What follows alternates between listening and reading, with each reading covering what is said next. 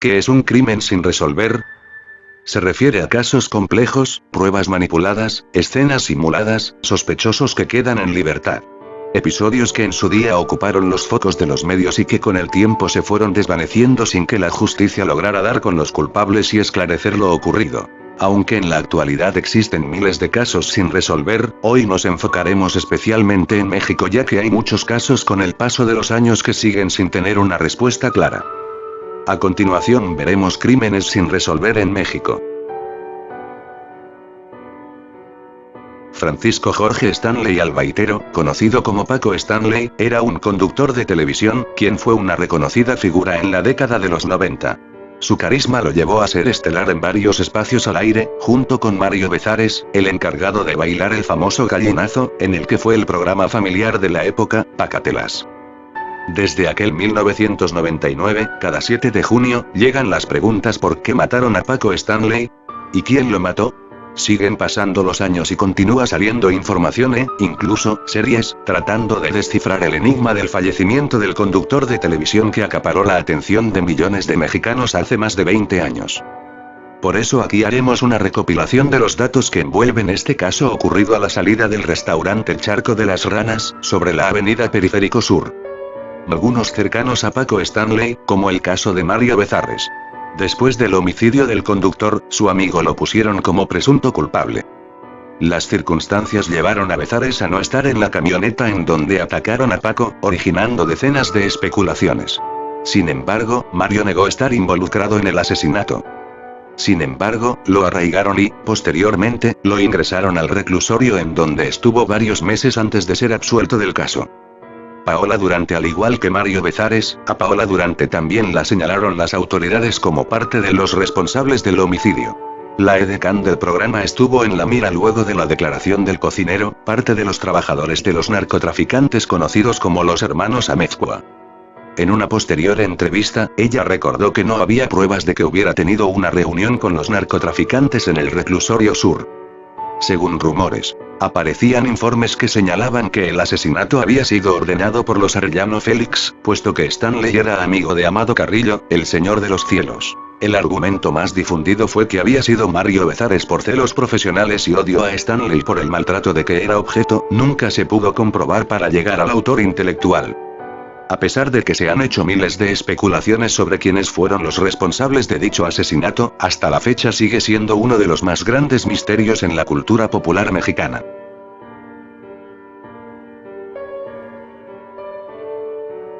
El político y economista mexicano nació el 10 de febrero de 1950, en Magdalena de Quino, Sonora.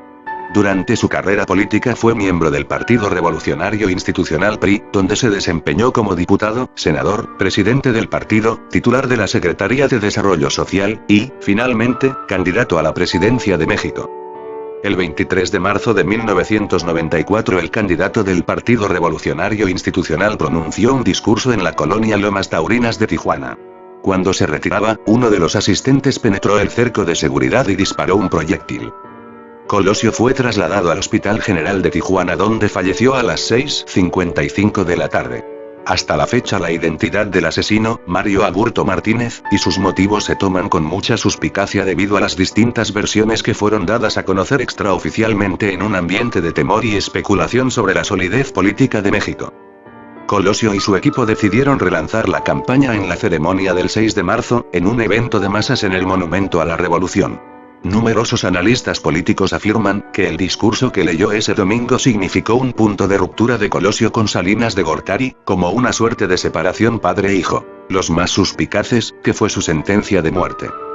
Alrededor de 4.000 personas se reunieron para ver al candidato priista, quien ofreció un discurso que terminó alrededor de las 17:08 horas. 4 minutos después, cuando Colosio caminaba rumbo a su camioneta, uno de los asistentes al mitin puso un revólver calibre .38 cerca del oído derecho del candidato y le disparó. Luego del primer disparo, Colosio recibió uno más en el abdomen. Seguido de lo anterior, a las 17:20 horas, fue llevado inconsciente al área de urgencias del Hospital General de Tijuana. Distintas versiones señalan la existencia de una conspiración de Estado. Sin embargo, la versión oficial apunta únicamente la participación de Mario Aburto en el homicidio. No obstante, no han sido esclarecidas las causas, a años de ocurrido el asesinato. Los feminicidios en Ciudad Juárez, llamados inicialmente como las muertas de Juárez por la prensa, son dos expresiones que hacen referencia a la suma de homicidios y asesinatos de mujeres que son cometidos en la ciudad mexicana de Ciudad Juárez, en el estado de Chihuahua, al menos desde enero de 1991. Para 2012, el número estimado de mujeres, niñas y adolescentes asesinadas ascendía a más de 700. La primera víctima contabilizada fue la niña Alma Chavirá Farell, en enero de 1993. En mayo de 1993 fue raptada Gladys Janet Fierro, de 12 años de edad. En septiembre de 1995, Silvia Rivera Morales, de 17 años, fue encontrada en Lote Bravo, al sur del aeropuerto. Este último modus operandi se repitió el mismo año en el mismo lugar, uno de los barrios favorecidos de Ciudad Juárez. En 1996, 6 cuerpos fueron encontrados en la zona desértica Lomas de Poleo, acuchilladas. Las niñas Rosa Isela Tena y Sonia Ibex Sánchez Ramírez, fueron asesinadas brutalmente a escasos pasos de la entonces PGR Procuraduría General del Estado de Chihuahua, actualmente Fiscalía Zona Norte, estando involucrados policías municipales, judiciales y un comandante. Sagrario González, de 17 años, obrera de una maquiladora, desapareció al salir del trabajo en abril de 1998. Días después fue encontrada muerta en un terreno baldío. La espalda de algunas de estas víctimas tenían símbolos de triángulos realizados por armas cortopunzantes. La Cruz Rosa. La Cruz Rosa o la Cruz Negra sobre fondo rosado, es un objeto que marca el lugar donde se vio por última vez con vida alguna mujer o niña desaparecida. Fueron pintadas a partir de 1998 por la organización Voces Sin Eco, que fue la primera agrupación compuesta por familiares de las víctimas, que ante la falta de respuesta convincente sobre el paradero de sus hijas, su principal objetivo fue exigir a las autoridades justicia. Posiblemente el uso del color negro tiene una connotación luctuosa y el color rosa tradicionalmente se asocia con la femineidad. Algunas veces se escribe el nombre de las mujeres en las cruces. Entre las posibles causas, de acuerdo con el diario, sin embargo, mediante una investigación hecha por la periodista Sandra Rodríguez, Fuerzas Armadas podrían estar involucradas, alegando que había una gran demanda de trabajo sexual por parte de todos los elementos militares, federales que fueron desplegados, esto dicho por la misma periodista.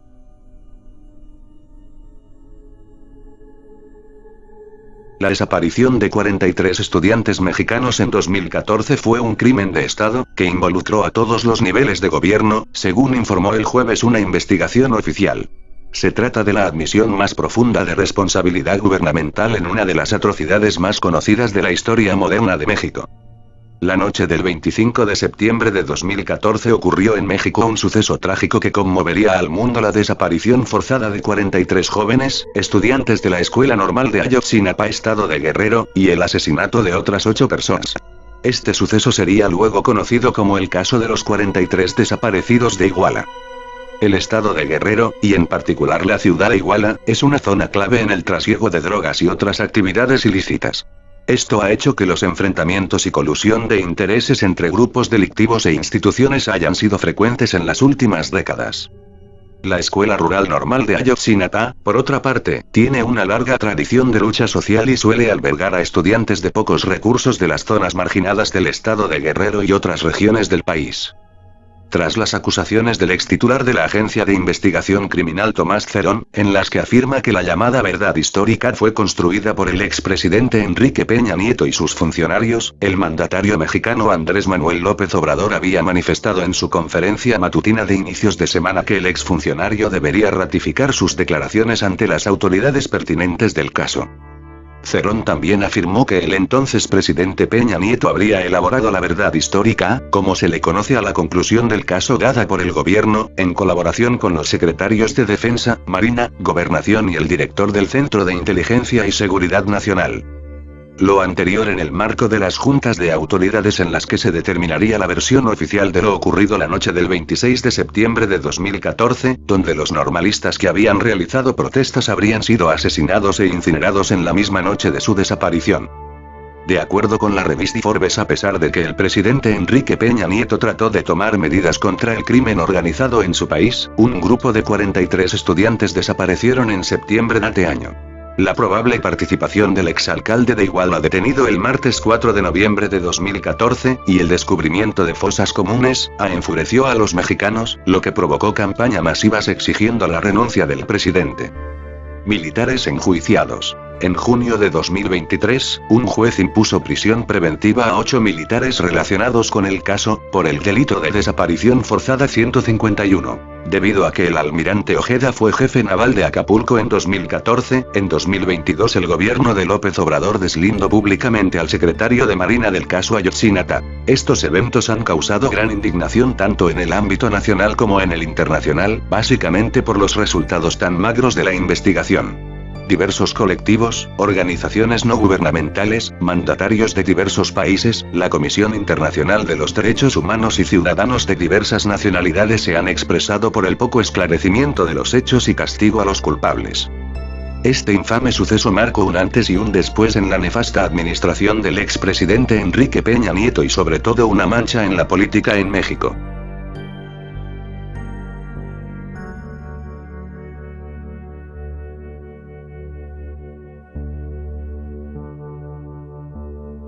La muerte de Paulette Guevara Farah fue un suceso mediático sobre la desaparición y fallecimiento sospechoso de una niña mexicana de 4 años de edad.